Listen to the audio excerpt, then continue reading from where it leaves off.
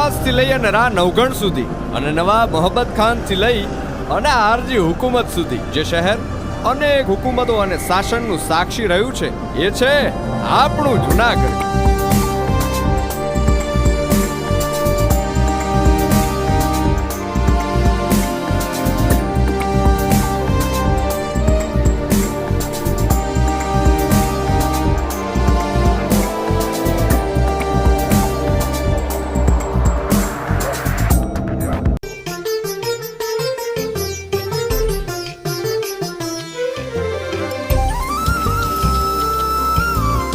પ્રકૃતિ છે ને એ માના ખોળા જેવી છે.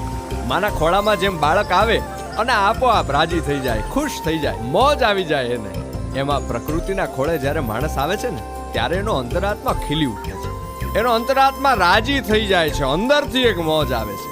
અને આ પ્રકૃતિની સાચી મોજ તો આ ગીરના જંગલોમાં છે.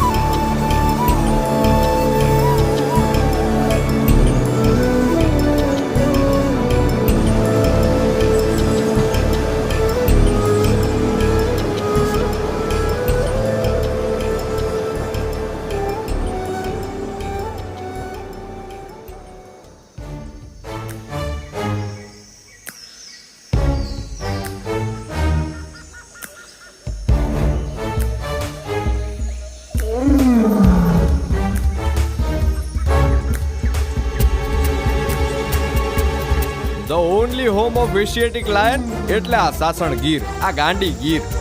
આ ડાલામથા હાવજના દર્શન કરવા માટે થઈને આ ગીરની ધરતીમાં આવવું પડે. આવો આ ડાલામથાની મોજ જુઓ.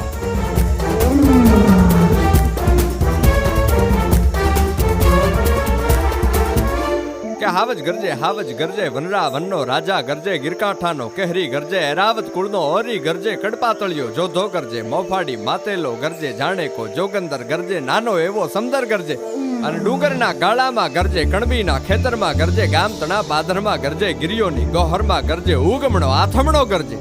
આવો કોક ડાલા મથ્થો સિંહ જોઈને ઝવેરચંદ મેઘાણીએ આ રચના કરી હતી ઈની ઘડીએ.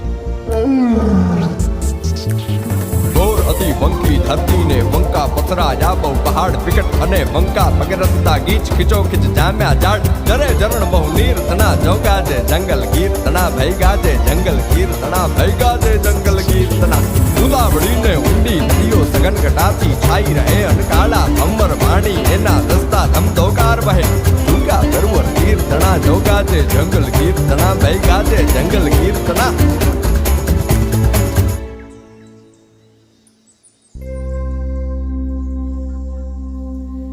એ જ તારા આંગણિયા એ પૂછીને જે કોઈ આવે રે, આવકારો મીઠો આપજે રે જી. આ નેહડામાં રહેવા વાળા લોકો, આ માલધારીઓ, જગદંબાની આરાધના કરવા વાળા, શક્તિની પૂજા કરવા વાળા આ માલધારીઓ, ઈ તો એમ કે છે કે માં ભવાનીનું વાહન આ સિંહ, એનાથી અમારે રક્ષણની જરૂર નથી. ઈ હાવજ છે ને ઈ જ અમારું રક્ષણ કરે છે.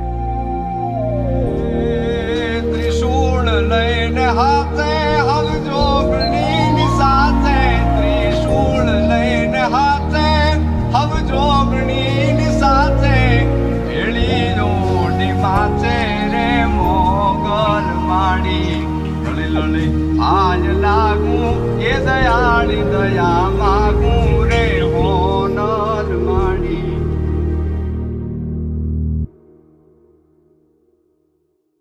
એ અમિયલ મારી ધરતી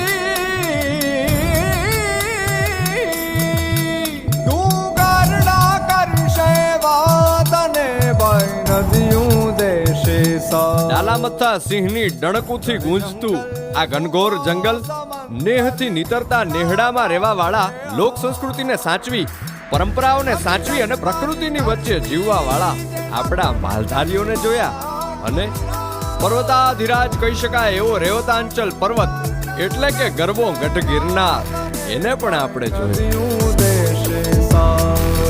આજે આપણે સોરઠ પ્રદેશને જાણ્યો, આ સોરઠની ધરતીને, આ ગીરના જંગલોને જાણ્યા અને માણ્યા.